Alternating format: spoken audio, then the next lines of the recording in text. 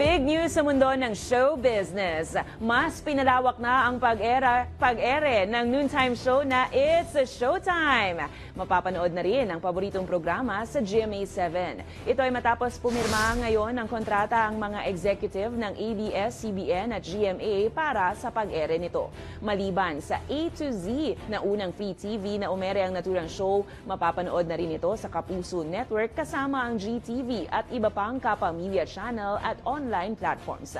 Nagtungo ang Showtime host na sina Vice Ganda, Ann Curtis, Vong Navarro, Kim Chu, Ogie Alcacid, kasama sina Karil, Ami Perez, Jong Hilario at iba pang stars sakay ng float. Sama-sama at kitang masaya sa tila historical na ganap. Mainit naman na winelcome sila ng mga kapuso. Inaasahan naman na mas marami pang madlang people ang makakapanood ng 15-year noontime show sa buong bansa. Isa na namang masarap, mainit at napakagandang karanasan. Maraming salamat po sa inyo.